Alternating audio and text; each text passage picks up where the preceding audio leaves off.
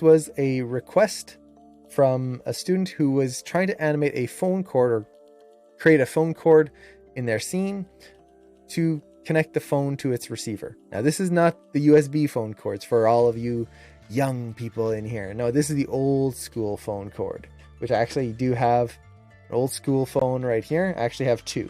I've got the old, like the really old ones. This is heavy. It sits on the desk. I do also have the wall mount one right here. Aha. So the reason I got these, one is because I had them and I wanted to kind of show the cable that we're going for is this kind of bouncy cable here.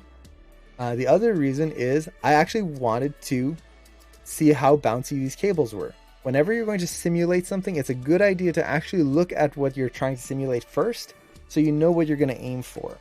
I see a common issue whenever people are doing simulation where they're just going to like make it move, but they don't know how it should move. This is the same with animation. If we're just going to animate something, we need to shoot reference. We need to look at how things move in real life so we can animate correctly. Simulation is the same thing. You need to study how things move in real life in order to properly simulate it. So I got these out and I was basically just swinging the cables around and just kind of like doing this. See how bouncy it is, see how stretchy it is, all of that good stuff. And yes, both phones still work. The one phone is actually this one here. I believe it's this one. I do have another older one. But yeah, I believe this is the one. My grandmother used to work at I believe it was the Bell Company in the city here, which is the telephone company. And this was the phone she used at her desk when she worked at the telephone company. So this is an antique that my grandmother used to use when she was young and just started working. So it has a lot of memories there. At least, or family memories, I guess you could say. So we want to look at the phone cords there and study how they move. And you could just look at reference online, like look at movies from the 90s and 80s where people are picking up the phone and they've got the cord, and just see how bouncy it is, see how stretchy it is.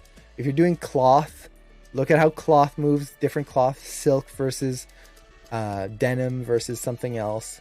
You want to make sure to understand how things move. Now, there's a question here. Some studios are looking for 3D animators with After Effects skills. Is the transparency demo helpful in this way, or are they looking for something else? Something else. After Effects skills, that's a whole other suite of tools. This transparency you can do in After Effects, so that'll be a nice thing to show. But you wouldn't do it in Maya, you would do it in After Effects, as well as other things. Usually if they're looking for After Effects skills, it's usually motion graphics. So being able to move text and have like intro sequences and stuff come in and out. Actually moving images around is going to be more of that kind of stuff. Okay, so let's take a look at the scene that we've got here and kind of explore what we're going to be doing. So I've got a phone here. Let me get my keyboard working. Cool. So we've got a phone here.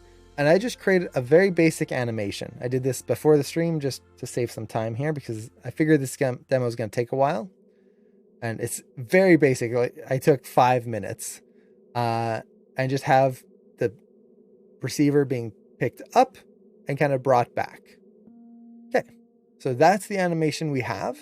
Let's say we've animated our scene. We've got our characters. They're pulling up the phone and they're going to start talking.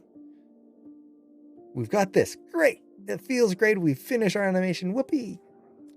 But there's no cable. It's just floating. This kind of kills the believability of the scene a little bit. If this was a cell phone, totally fine. Just pick it up off the table, good.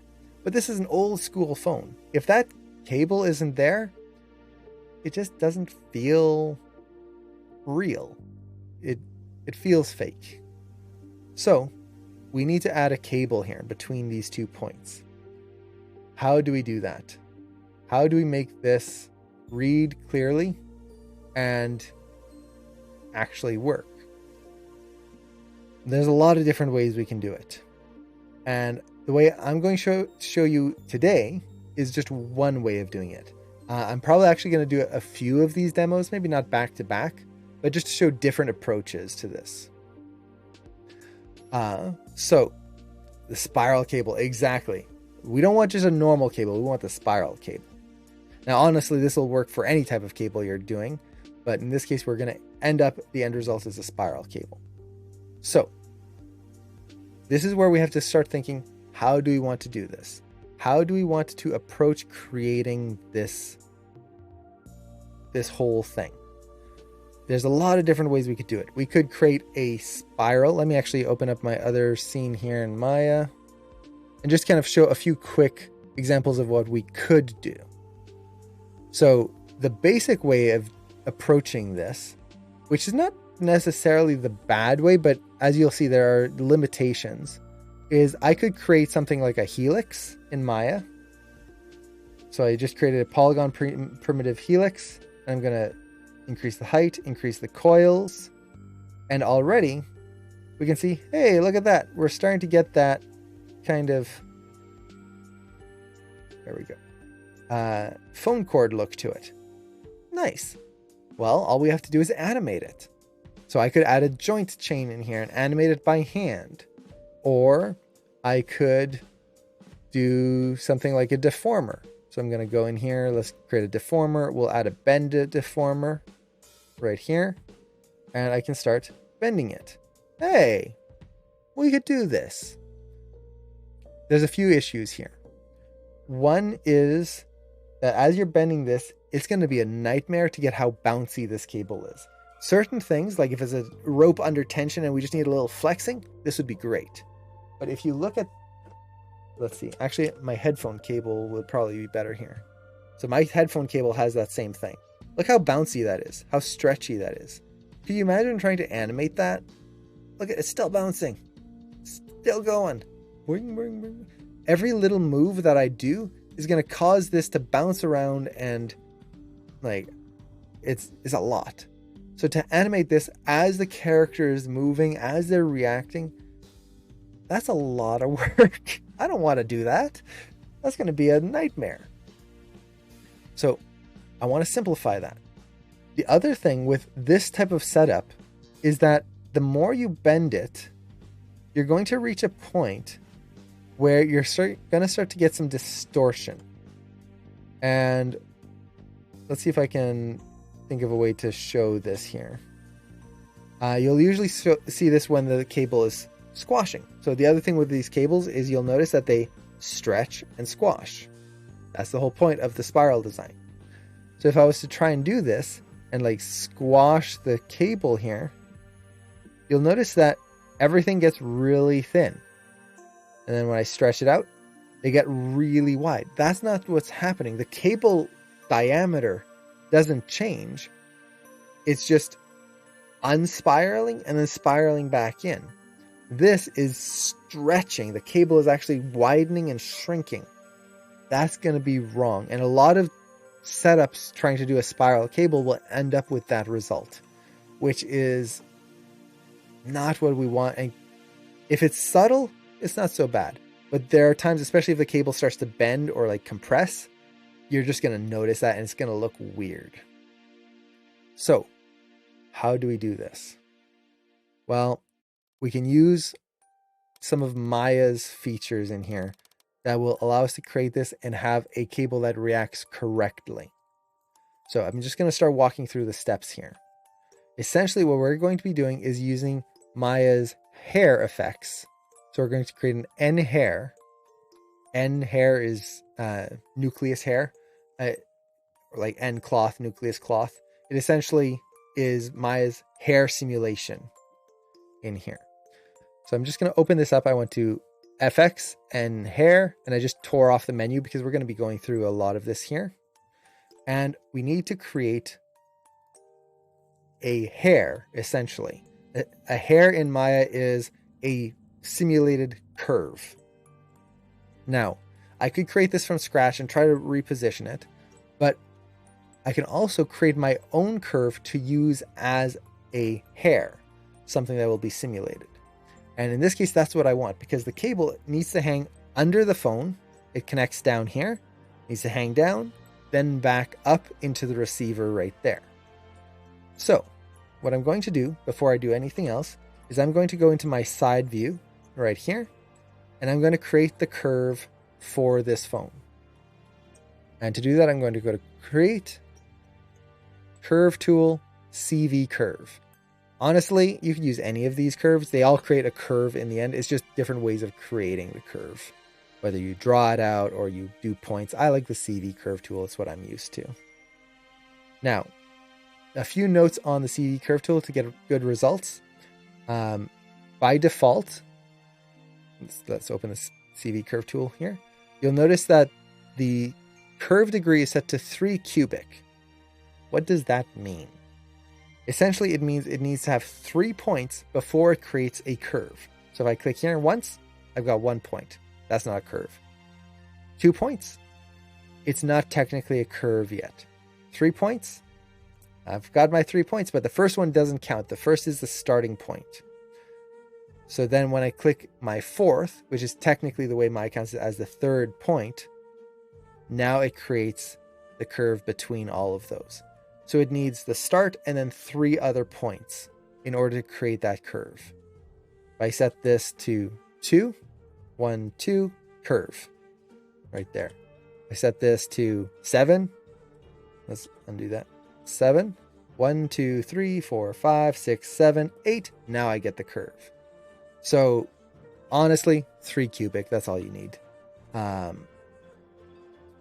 But just keep in mind that you're going to need those few points there. Now, when you're creating the curve, one thing I always try to do when I'm creating curves is keep the first 2 points and the last 2 points in line with each other. So I'm going to create the first point. You can create it anywhere, honestly. Right here, I'm going to hold down Shift and then click down, and that's going to create the point right straight under it. And then I'm going to click another point here, maybe one more there, up, and then I'm going to hold down Shift, click again, and that's going to make sure that those last 2 points are directly in line. And if I hit Enter, that'll create the curve, and I'm going to right-click, go to Control Vertice, and essentially you can see that these 2 control vertices are directly in line with each other. Those are the points that we created. Now, why do we want those to be in line with each other? Essentially, if they're offset here, you're going to start getting a curve that points in a direction that we might not want. This plug has to go straight up into the phone. If it's curved like this, that's going to angle that curve so that it connects at a weird angle there. And a lot of times, especially when you're extruding curves, this can be a pain.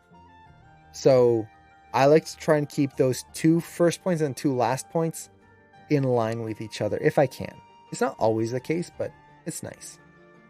Okay. So from here, I can take my CVs and just start lining things up. So we're going to take this. Let's plug that end point in right there. Take my start point, move that in. And just get it plugged in right around there. Okay. And then I need to adjust the size of this as well. This is way too long. Honestly, these cables, if you've ever seen certain shows, some people have insanely long phone cables. They can walk around and like get all twisted up in it. Mine are pretty short. The phone cable like hangs down about like half the length of the phone itself. So something like this. I might make it a little longer just so it doesn't stretch too much, but there we go. So we've got that cable there. And with that, we are essentially just creating the base of our cable, the thing that we're going to build everything else off of. And you could do this like however you want. If it's going to be like a bridge cable that's connecting 2 points on the bridge, if it's going to be like a microphone cable here, you could like have it spiral all the way around the arm of the microphone, whatever you want. Use this to build your base. And then we're going to use this to kind of create the simulation from there. And let's see, with my hair setup, will it be Possible to make the cable collide with itself? Yes, which is really cool. So we've got that. Now, before we create any hair, we do have to do one more thing. And that is we have to increase the amount of detail that this curve has. By default, the way we created, we've only got a few CVs here. CVs are the control vertices. And for a hair simulation, that is not nearly enough. If we tried to do something with this, the curve is going to get messed up. So we need to rebuild this curve to have more detail. So to do that, I'm going to take my curve, go to my modeling menu, and under curves, go to rebuild. And this is going to allow us to essentially rebuild the curve with more detail. It's going to try to keep what we have and just add more. So you can just reset your settings here. And then we just want to increase the number of spans. That's the amount of, like, a span is the point between two CVs. So, for example, you have a CV up here, a CV there. The span is in the middle. So right now we have 1, 2, 3, 4, 5 spans. So I'm just going to raise this up. And honestly, you can go pretty high with this. Don't go crazy. Like, don't go like 1,000 or something like that. But just for the heck of it, I'm going to go to 100. And let's take this, apply. Now, if we look at our CVs, look at that. We got enough CVs now. There's a lot of them. So this is going to basically make it so that the simulation is more accurate. Good. So with this, I can close that. And let's actually name this curve. It's good to name your stuff. So let's call this base curve. So this is the curve that's going to start everything. Okay. So with that, we can start to make the curve dynamic. To create that, once again, go under the FX menu, under N hair. What you want to do is, with your curve selected, make selected curve dynamic. Now in the options, you don't really have to worry too much about anything in here. So just make curves dynamic, boop, and nothing happened. It looks the same. Well, if you look at the outliner, things definitely happened. Suddenly we have a lot of new things in here. We've got a hair system. The hair system is essentially the control network that's going to control how the hair reacts. How bouncy is it? How bendy is it? How straight is it? How curly is it? That's the hair system. The nucleus. The nucleus controls basically the physics for this network. So this hair network in this case. Nucleus nodes, you'll see these with NCloth, with particles, with any simulation in Maya. It essentially is the brain of the physics. It's what controls the gravity, the world, essentially. And it is a very important node, and there's one attribute in here that we have to check and make sure we have correct. Then we have the hair system follicles. So the follicle is basically if you think of the hair follicle, it's the thing that sticks into your head or your skin and then the hair grows out of. This is essentially, in Maya, same thing. The follicle is kind of the control of this specific hair. The hair system controls the whole thing. The follicle controls the attributes of one area of the hair. In this case, we have one curve, so we've only have one follicle. But if you had multiple curves, you could essentially have like the front of the head be a little bit wavier and softer, and maybe the back of the head, maybe if it's like the hair's cut shorter, be a little stiffer and less bouncy, so that it doesn't kind of wave in the wind, these short, tiny little hairs, but are just stiff and spiky. So you can have control over the different areas. In this case, we don't have to worry about that. We're just dealing with one curve. But we can see there's our base curve right there. We also have these hair system output curves. This is the actual simulated curve. Right here, curve 1. I'm going to call this simulated curve. Or let's see if I can type. There we go. So this is our simulated curve. This is the thing that's actually going to be moving. So to kind of show this, let's start going into our simulation stuff. But before that, we need to double check our settings. Whenever you're simulating something in Maya, you need to make sure that your time slider is set to playback every frame. If you do not have this set, your simulations will not play properly. Usually as animators, we set this to 24 frames per second. Nah, not going to work. Simulations work by calculating one frame to the next, and they calculate sub-frames between those. So for example, if I'm calculating from frame 1 to 2, Maya is going to go, let's say, 4 sub-frames deep and calculate an extra 4 steps between those 2 frames.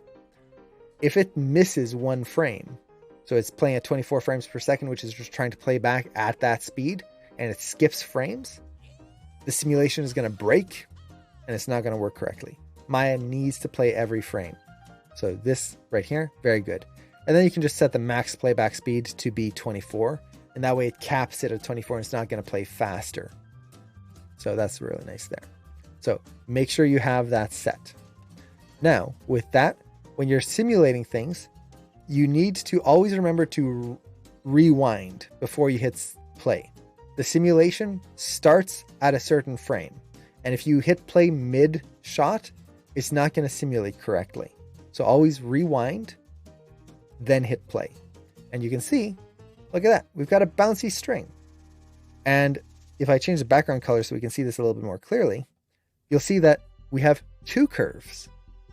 The one that's not moving is our base curve. That's the one that we built all of our animation from. The other one here, this is the simulated curve. This is the actual curve that's going to be moving around. So with that, boing, there we go. Yay, it's simulated. Job done. So easy. Well, honestly, that was the setup of it. At this point, it's just tweaking things, making sure that it looks like the type of curve we want.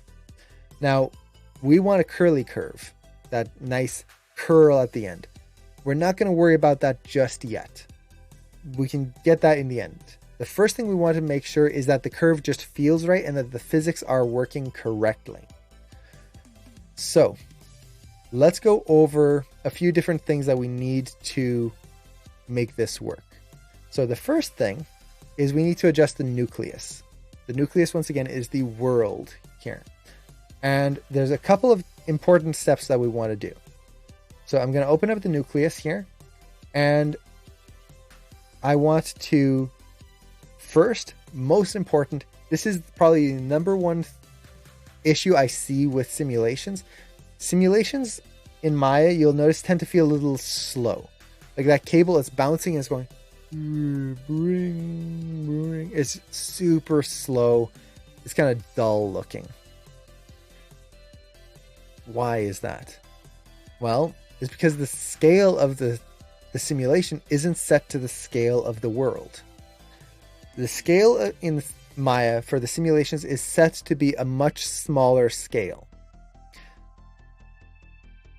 And essentially, we need to make it work for the scale we are in. So to do that, we go to the nucleus node and go down here to the scale attributes. Now, there's a lot of math that goes in here, but essentially what we want to do is, for most rigs, you'll have to be careful with which rig you use, but most of them are modeled in real world centimeters. So that means that if a character is 176 centimeters tall in real life, in Maya, they would be 176 units tall there. They're set to real world scale. The space scale here is set to meters, not centimeters. So a scale of 1 right here means that it's 1 meter. And this cable, because of that scale imbalance, is moving too slowly. What we want to do is set this down. So to do the math correctly, a centimeter is you divide by 100, so 0.01 space scale. Now, that's a lot of math. Honestly, the thing to keep in mind that is, if you're using this with most rigs, set the space scale to 0.01. That's usually going to be a better representation. So space scale is now set to 0.01. What does that do? Well, let's hit play. Wing! Look at that. A couple of things happened. One, it moved way faster. Two, it's way stretchier. Which you might think, ugh, that looks terrible. It's wrong. Well, it's because now we have to adjust the other attributes. But the important thing is it's moving at the correct speed. It's moving fast. If you take a cable like this, and I bring it up and then down, look how fast that moved. It didn't go, ooh, boing, boing, boing. No. It bounces. It's very fast. When we see this drop now, whoop, it goes down fast. That's good. If you don't set that space scale, and I see this all the time with people who are new to simulation, nothing's gonna look right. It might move and look cool. It's gonna be all fluttery and it's gonna move, but it's not gonna feel heavy, and it's gonna have that problem of it always moving, just kind of shifting all the time. You look at my clothes, they sit on my body. They're not constantly like flowing and sliding and doing all sorts of weird things. So nucleus, very important. And that scale, very important. The next thing that's very important, substeps. Like I was talking about before, substeps are the calculations that go between keys. How many steps is it going to take to calculate this? When you're animating something that moves very quickly, you need more substeps. Otherwise, the simulation could break. It'll basically move too fast for the simulation to keep up with. So you want to raise this up typically. Now, you don't want to go too high because it's not necessary, but just keep in mind that if you're simulating something and it's breaking or something's like twisting in a weird way, it could be that it's moving too fast and you need to increase your substeps right there. Okay. And then the other thing to watch out for in here was, which one was I thinking about? Oh yeah, use plane. If you want a ground plane in something, you can do that. Honestly, for most scenes, I create my own plane, so I don't use this. I know some people prefer this though. And then your time attributes. This is the next big one. And specifically the start frame. When is your simulation going to start? Right now we are starting on frame 1, which as animators, yay, that's what we usually start with. Except if you think about it, your animation on frame 1 needs to be settled so that as your shot starts, all your simulation is not bouncing around and it's not starting then. It needs to be settled then. So typically for simulations, I will set this back. So in my case, let's go to frame -100. And I'm going to set my start frame to be -100. Essentially what that will give me is time to let the animation play out, go through, and once we get the settings right, it'll actually work correctly here. So that when it reaches frame 1, everything is ready to go. This is very important. If you're starting your simulations on frame 1, you're going to notice everything kind of just like boom, bounces into the scene. Okay, so that's the nucleus node. Big things, scale attribute, huge. Do not forget this. Time attribute. You want to have it start before the scene, and then the substeps to make sure that calculations work correctly. Great. With that, that's pretty much the nucleus. That's pretty much it. At this point, we need to do the hair system. So the hair system is going to control how this hair works. And there's a lot of different attributes in here. You can see, whoa, look at all that. Honestly, we don't have to worry about too many of them. So let me close this off here. And we'll just go through section by section. Now, keep in mind, we are not doing hair. We are doing a cable. So a lot of these attributes are not going to be things that we really need to work on. So clump and hair shape. This basically controls how the hair clumps together and how many, how to put this, how many hairs there are per what Maya calls clump.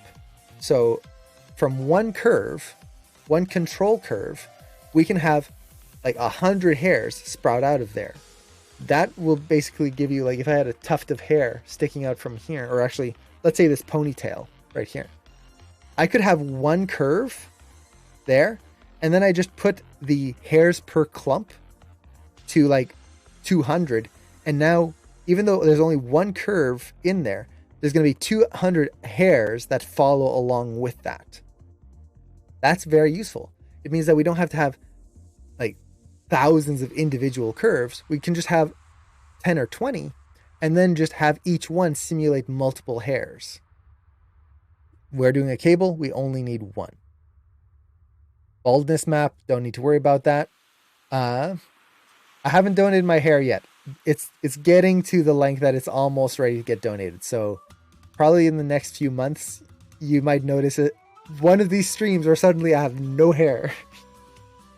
So it's almost there. I think it's technically the long enough, but I want to make sure there's extra. So baldness map, we don't need to worry about. Subsegments. This essentially takes your curve and divides it even more so that the hair has more detail. If you subdivide or rebuild your curve to have enough spans, you don't really need to do this. But if you do feel like afterwards the curve is, the hair is still kind of like choppy looking, you can increase your subsections here. Everything else, this has to do with hair, don't need to worry about it. Same thing with all of these. Don't need to worry about that. That's just controlling how the clump of hair is going to work with itself. So with that, collisions. Collisions is very important because this is where we're going to determine how wide is the cable and how it's going to collide. So we want it to collide, definitely. Make sure that's checked. Do we want it to self-collide? Is it going to hit itself? Honestly, you want to look at your shot. If you're going to have the shot and it's never really going to interact with itself, don't worry about this. It's just going to add more calculation time.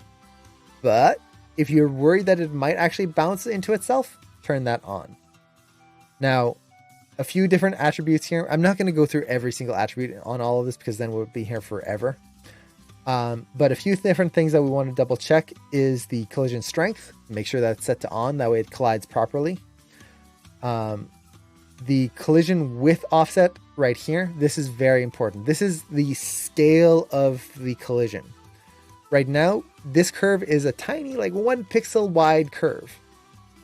What we want is a thicker cable. We want that whole spiral to connect with itself. So what that means is that we need to increase the thickness of the collision. So what I'm going to do is under solver display, I'm going to show collision thickness. And I believe for that, I need to select my simulated curve here. Or let's see, which one? I always forget which one I have to select for this to show. Follicle. If we don't see it, I can just show it. Okay.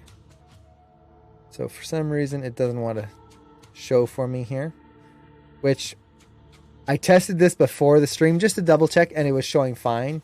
So honestly, it really just depends. Let me just double check here. Okay. Yeah, it's just not showing up for me. So for some reason, the solid is not showing the thickness. What does the thickness do? Well, let me create a polygon primitive, and I'm going to create a polygon plane. Or actually, let's create a polygon cube. And we're going to have this curve hit the cube. So right now, if I hit play, the curve just goes right through the cube. But if I take this cube and I'm going to go to my end cloth section, and I'm going to create a passive collider. This is essentially going to mean that simulated objects will collide with this. So this cube is now a collider. If I hit play, whoop, look at that. The curve is hitting it. But That's a big gap. Why is there such a big gap? My collision width is set too high. Essentially, if I take this and adjust my collision width, you can see that I can narrow down that cable. And I want it to be, I'm not going to worry about this right now. We'll worry about it when we get the coils in there. But I'm going to need to adjust that to work with the width of the cable that I'm working on. So collision width, very important, especially when you're dealing with cloth or anything. You want to make sure that it's set to the correct width for the material. Okay, so I'm going to set this to, let's go 1.3, something like that. Self collision width is the same thing. It's going to be, how is it going to collide with itself? We'll leave that at the default here. Now, other things that are useful, bounce, friction, stickiness, and static cling. These basically determine how does the object react to whatever it interacts with and hits. So if the object, you'll notice, like, slides around a lot, you'll notice this usually if your nucleus isn't set to the right space attribute. Something will hit and then it'll just keep like slipping and sliding and never stops. That's essentially gravity isn't strong enough for the object. You would want to increase your friction. Or in this case, let's say we want that cable to slip a little bit so it doesn't feel so sticky. I could turn down the friction. So if I turn down friction all the way, it's going to hit and then it's just going to keep slipping around like it's on ice. You can see how that kind of reacts there. Whoop. So bounce is going to make it feel bouncier. Stickiness, it'll feel like something slightly wet and sticky. Kind of self-explanatory. Static cling, same thing. So you can play with these to get different feelings of how objects interact with each other. In this case, for what I need, this is fine. Okay. What other things do we need? Dynamic properties. This is going to be where we get the feeling of the kind of bouncy, what would be the right word? It's not rubber, but like stretchiness of this cable. So let me select this again and let's go to our hair system, dynamic properties. So dynamic properties, we have a few different ones. We have stretch resistance, how resistant it is to stretching. Compression resistance, how resistant is it to being compressed? Bend, how much is it going to bend or not? Twist, how much is it going to twist? And then extra bend links basically adds kind of sub bends in there. And then rest length, basically when it sets or when it relaxes here at the beginning, how much is it going to stretch from that resting pose? So essentially, how stretchy is it? How much does it compress? And in this case, like we've got a cable here, it's going to compress quite a bit. It goes stretch and compress. It's going to be very bendy and it's going to twist a little bit. So we can use these to adjust our animation. And essentially, I'm just going to hit play here and I can just play with these, bring these up. And you can see now that hey, Animal, thank you so much for the sub. Aw, thank you so much. 1.5 years. Jeez, thank you so much. I really appreciate that. I love that song. So in this case, I upped my stretch resistance and already you can see that feels a lot better. Now, you'll notice I have to increase these a lot. Well, that's because my nucleus, the scale attribute, was scaled so much that the default values here are just not nearly enough to handle what the simulation should be. And for the scale of my scene, it needs to be bigger. So as I kind of tone this in here, I can start to get a feeling that's a little bit more right. I think like 150, that feels pretty good. See how it bounces, but it's kind of got that quick, it's not like bounce, stretch, and then go back. I'm trying to look for this feeling. Bounce, So this is where, again, you want to know what material you're working with so that you can get an idea of how it should move. Compression. Well, it's going to compress, but this is probably going to be way too low. So I'm going to bring this up maybe around 95-ish. We'll see this when we have an object that it can hit and then compress against. Bend resistance.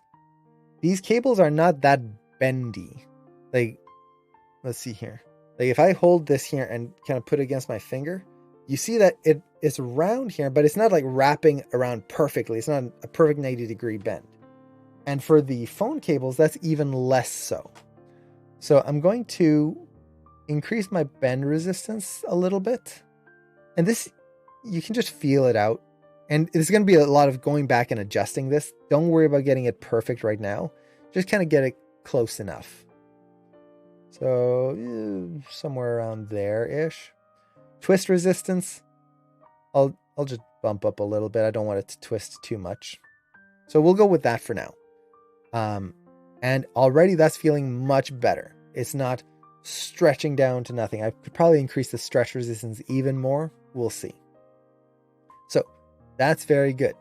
Those dynamic properties, very, very important. Okay, what else do we have?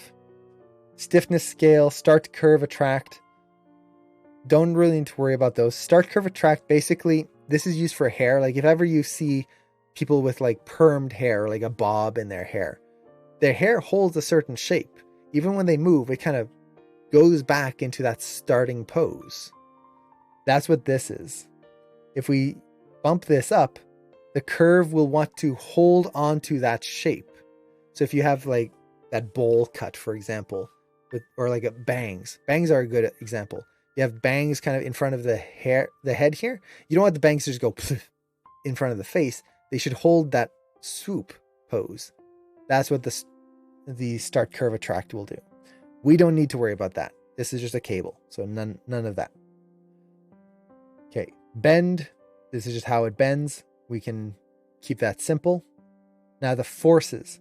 Forces are also super important here. Forces are basically how do the physics of the world interact with this object, or I should say more, how the object interacts with the world.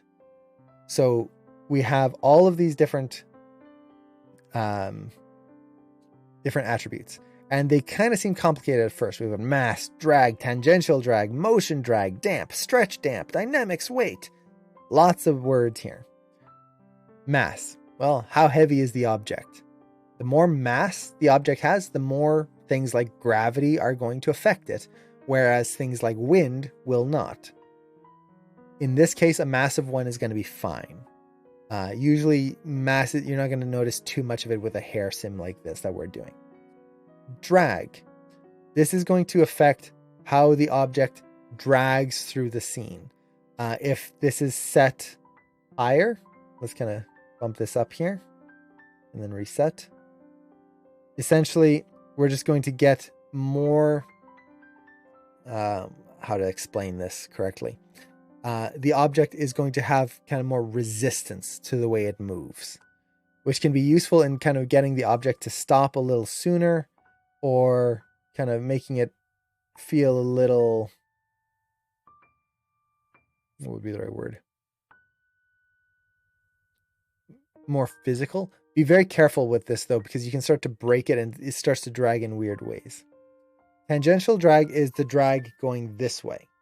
So you can almost call it like the shear. This you can usually leave at the default and it's fine. That's for very specific situations.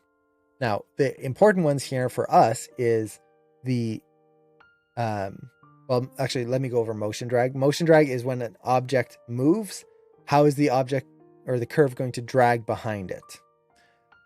Usually you want to leave this at 0 because the object should just get pulled. If it's getting pulled in weird ways, you can adjust the motion drag. For us, the big thing that we want is the damp and stretch damp. And what that is dampening. So essentially, the motion kind of being toned down.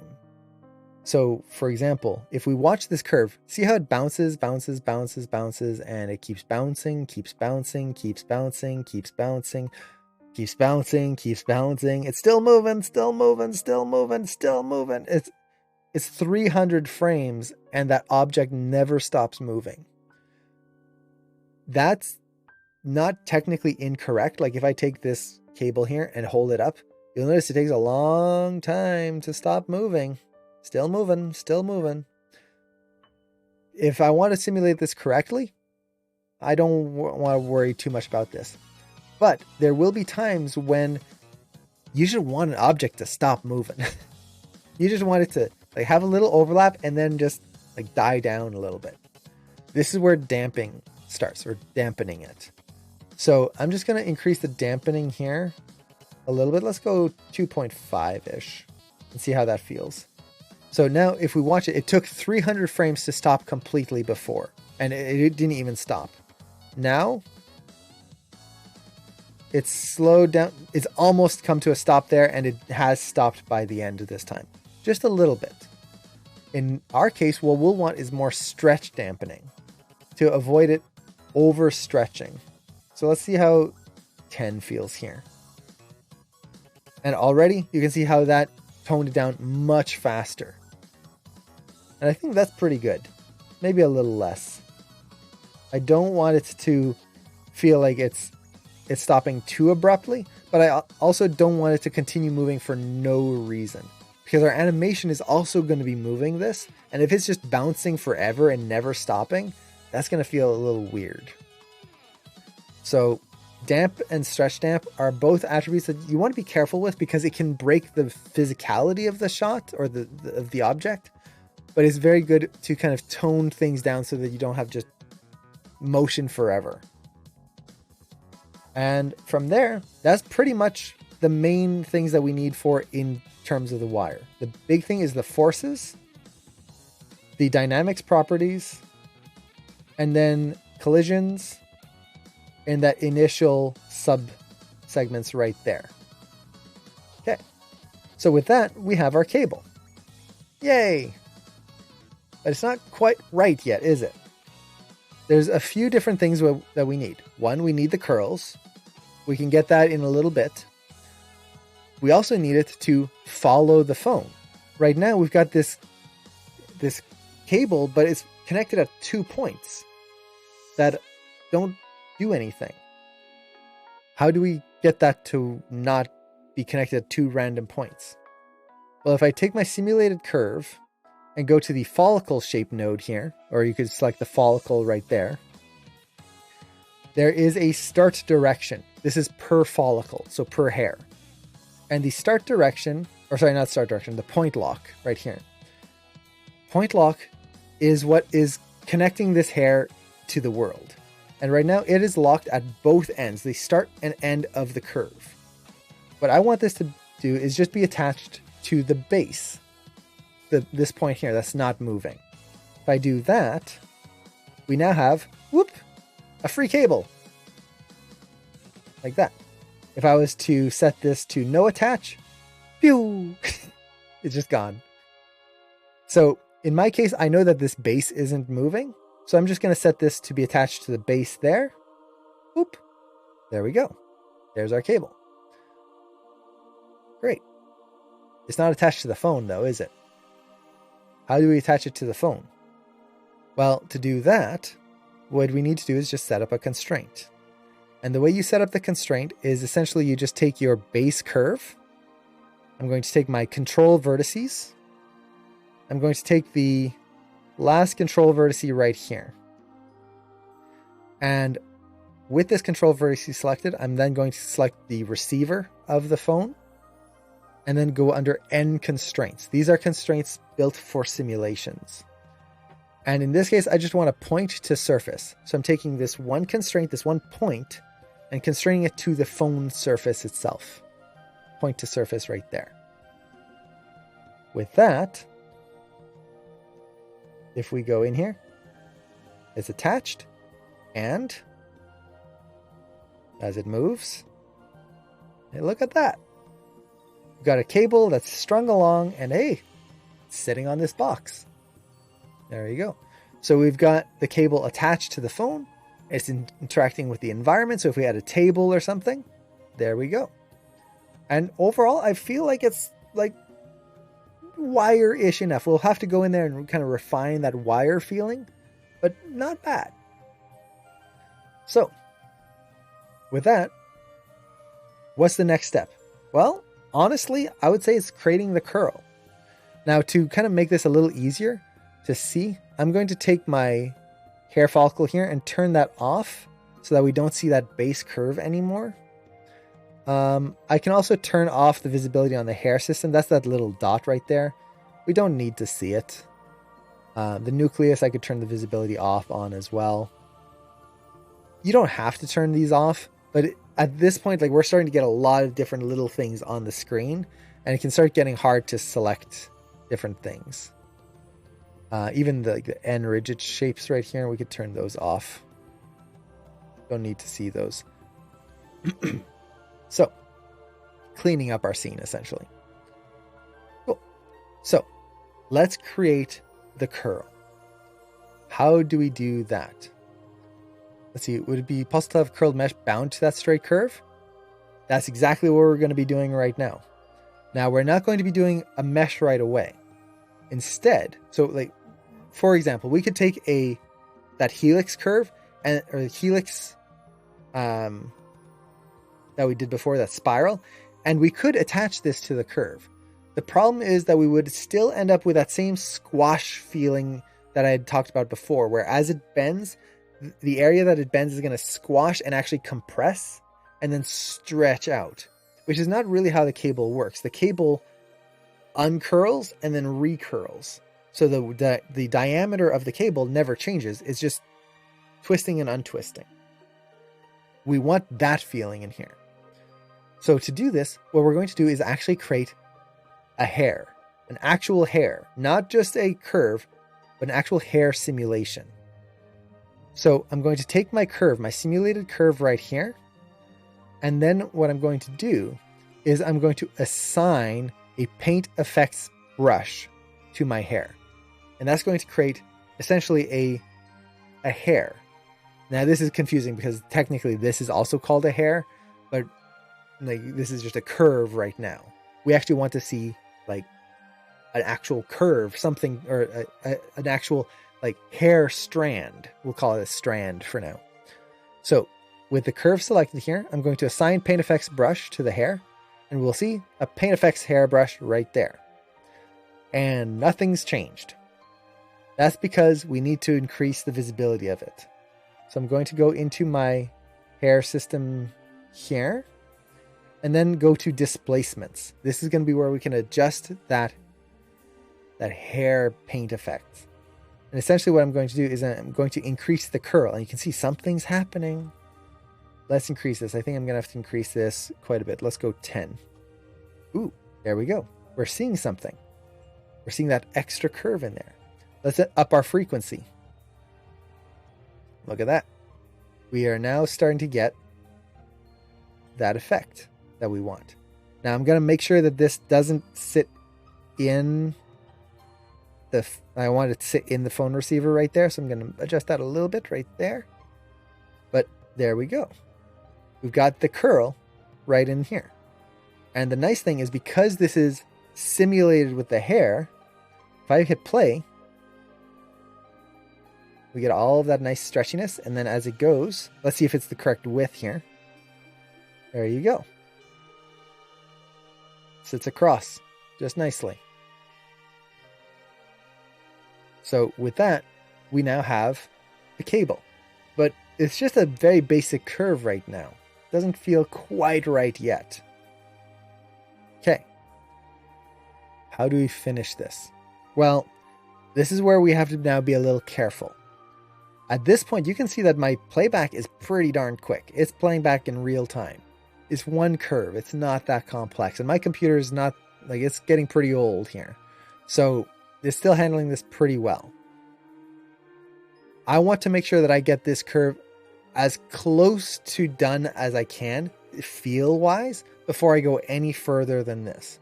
Because the next steps that I'm going to do are going to slow things down. Not horribly, but it's going to be enough. I'm going to have to drink some water here.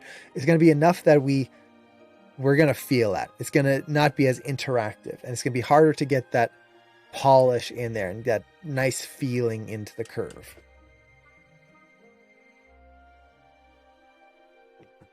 That feels better. So overall, I would say this is pretty good. Now, kind of looking at the curve, I'm just kind of trying to think. I think I could maybe tone down the dampening a little bit. And I'm going to have to play with the collision width, but I'm going to save that for later once we actually get the geometry in here. But for now, let me look at it from the front view here. That feels pretty good. Out of curiosity, I wonder what would happen if I tilted this. I just want to see how it rolls.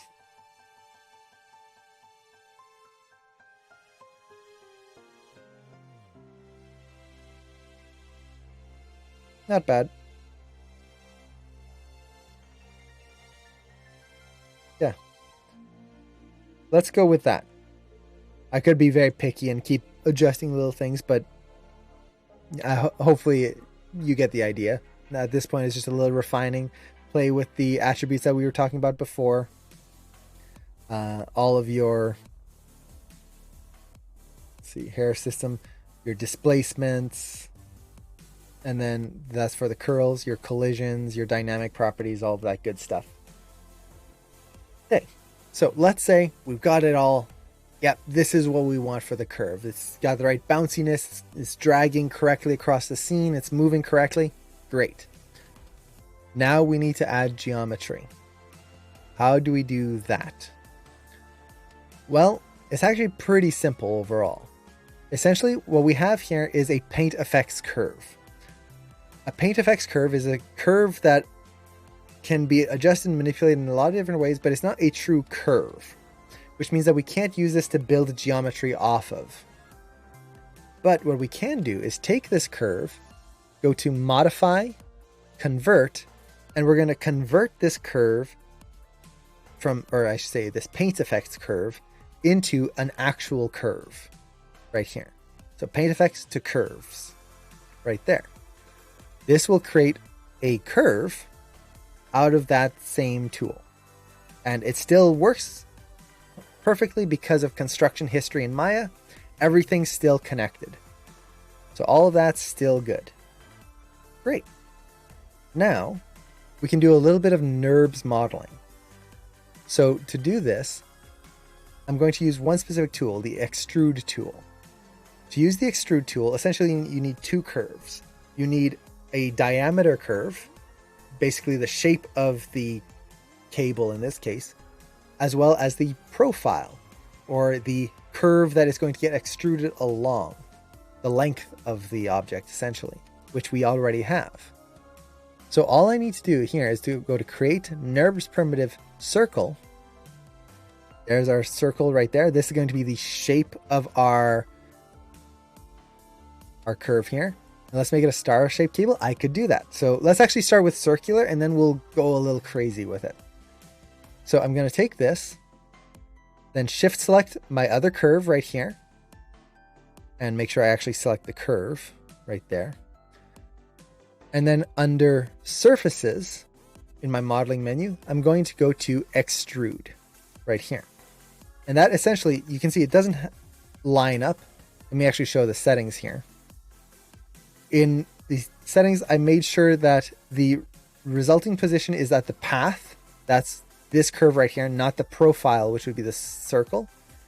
And that the pivot point goes from the components and the profile normal. This makes sure that regardless of where this is, the curve is going to get created in place. Now, you'll notice that as I move this, we can start to get some really weird results. So if I wanted to make like an old cable, we could do that where it's like all messed up. But that initial creation is going to be right there. So voila. And yeah, I also want to make sure the output geometry is NURBS. It's just going to be a little faster. Now with that, the cable's a little thick. So I'm just going to take my profile curve here and scale it down. I can just interactively adjust the size of the cable right there. There we go. Now with this, let's hit play. You'll notice it's running a little slower now. But we actually have geometry in this here. So this is actual geometry. It's actually moving. We can see it. We could render it. All of that good stuff. Everything up until this point has been curves. Now, what I'm looking for here is the interaction right there. Let me make sure my lighting is set to two-sided. Yeah, my collision thickness is too thick. You can see right there. So I'm just going to go back to my hair system. Collision. Let's just hit play and then see how it interacts there. I'm going to tone it down as we go. I could have moved my box, honestly, but didn't think about it. And I want to tone it down until the geometry is just kind of touching.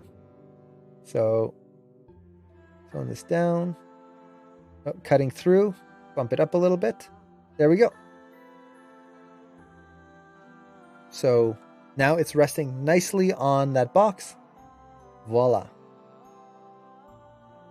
Okay. So with that, let's actually just look at the cable. So if we look at the cable, especially when it's stretching here, you'll notice that it's actually stretching correctly. It never changes the diameter. It's actually separating and then compressing together like an actual cable should. So this is the benefit of this setup for this specific type of cable.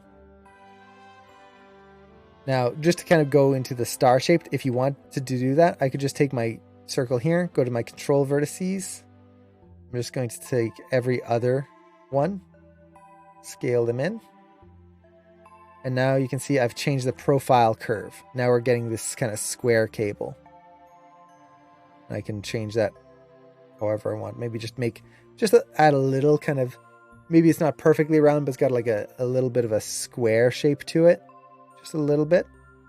So we could do that. This is the other cool thing is because there's construction history, you can get a lot of really cool like elements where you're changing things up and it all just kind of goes down the line. Now the other thing we can do here is we can take our actual geometry and I'm going to assign a new material. Let's add a blinn. And let's just make it maybe darker so it stands out a little bit more and we'll bump up the shine on it. It just has a nice like rubber feel to it. So right there. And I'm actually going to hide my other curve right here. We don't need to see that anymore. So we just get the cable. Let's see. Don't need to see this. Okay. So with this, let's hit play, see what we've got. There we go. We've got our phone cable. Now it'll get pulled across. You can definitely see how it's slowed down now. There we go.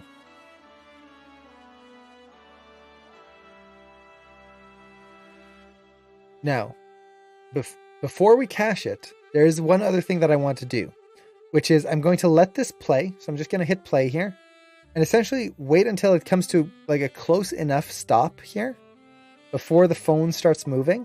So right around here.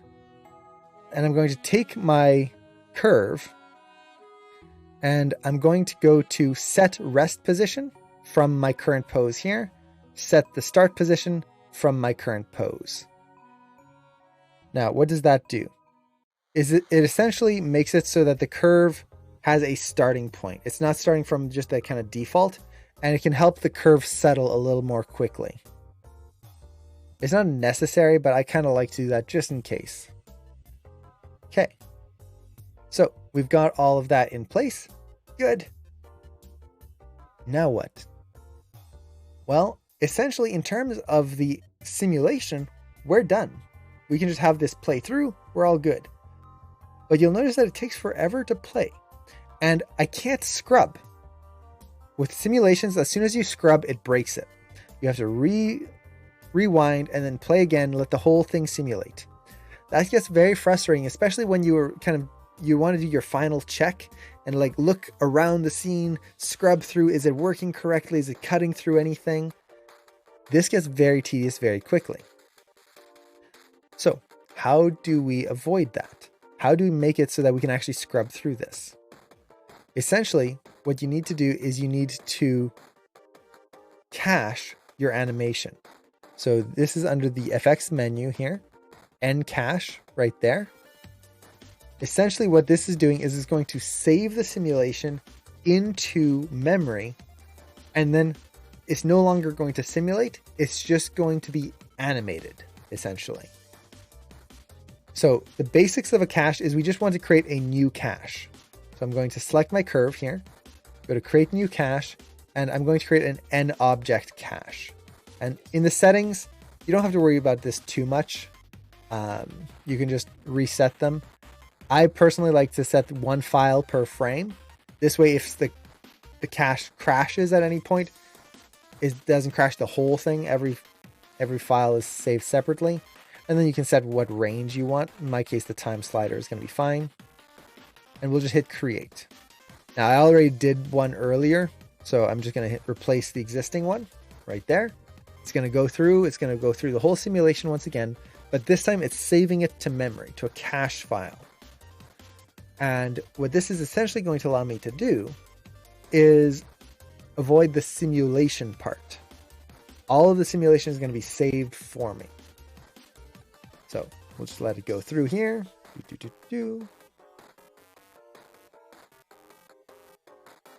Almost there. We're almost done. We're on near the finish line. There's just a couple more things we'll need to do after this. So let it go. Almost there. Done. Okay. So it's been cached. What does that do? Well, I can scrub. Now, the animation is no longer being simulated. When I hit play, there's no simulation happening now. This is all just saved in memory, which means I can scrub through and I can really zoom in here. Okay, how is this interaction happening? I feel like I've got too much of a gap right there. You can see that collision isn't happening quite correctly. So I can maybe tone down my collision right there. It's not bad though. So as long as it's from a distance, no one will notice. Let me actually turn on. There you go. So we see some shadows there. But yeah, it's working pretty well. And I can look around it from different angles, see how it feels. How does it get pulled across? Perfect. Okay. So with that, let's say this is good. All I need now is set my frame range back to frame 1. And now, because it's cached, we just have our animation right there. Boop. And now we can start our scene. Character picks up. We can play blast or render the shot, whatever we want. And we've got our animation there. All done. So that's pretty much it. Now, I did mention there's one other thing that we could do. And that is, if you look here, the phone is clipping through the cable right there. That's not great. Maybe we want to avoid that. How do we do that? Well, we're going to do a couple of things. First, we need to disable the cache right now, because we're not going to be able to resimulate it while the cache is active. So I'm going to take my curve here, and I'm going to just disable all the caches. You could also delete the cache if you wanted to. Now, if I scrub through, it's being simulated again. Okay. And then I need to make sure I go back to frame -100 in my case. So it starts from the beginning. So I'm going to take the receiver, and let's just take the base as well. And I'm going to turn these into passive colliders. Essentially, the cables are now going to interact and bounce off of both of these as well. Now, in my case, it's not a huge issue because they don't really interact too much, but the cable should now bend around the phone instead of cutting through it as it rotates. So let's just take a look at that. Once again, this is stuff you want to try and do as early as possible. Yeah, you can see it doesn't cut through right now. So that's better. So you want to do this early before you get the geometry in here. If you've done the geometry and it's like, ugh, it's taking forever, you can just delete it and that'll speed it up. So now you can see it's simulating a lot faster again.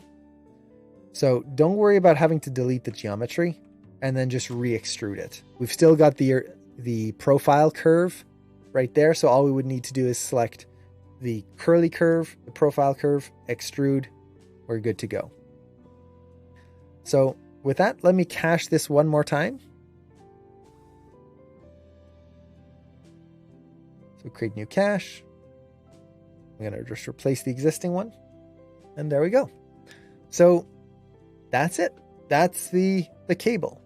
Now, it might seem really complicated because we just took like an hour and a half to go over this. It doesn't take that long once you're used to it and once you know where your settings are. The big thing is just understanding what the settings do, and more importantly, getting that scene scale correct. I've seen a lot of people do simulations. I've done a lot of simulations. And when I started out, and the big problem I see with lots of people who are starting out is not setting that scene scale correctly. If you do not have that set correctly, none of your simulations are going to work. You're going to spend days trying to refine this simulation, trying to get it just to feel heavy enough and like all of that stuff. It's never going to work. You need to set that scene scale correctly, especially with cloth. Well, honestly, with any simulation, if that is not set correctly, nothing's going to work. So once again, that's under the nucleus. After that, it's just refining like how stretchy things are and kind of the interactivity between different objects, which isn't too tricky. So with that, here's our animation once again. Now it's not cutting through. If we go here, it's actually stretching nicely across that bend there, which is really cool. And there we go. So that's it. Hopefully that's helpful. Hopefully that was interesting. I don't know how interesting it is to some people. I like simulations. I like things like this, especially when they don't take too long and you don't have to do a whole like nightmare situation to try and get them working. Simple things like this, cables, ropes, like to have a character wearing a headphone on their heads and you just have this cable that follows around. That's really nice. And like if you look at my cable here, like it's pretty stiff. As I tilt my head, it doesn't really bend that much. That would just be changing your bend resistance right there.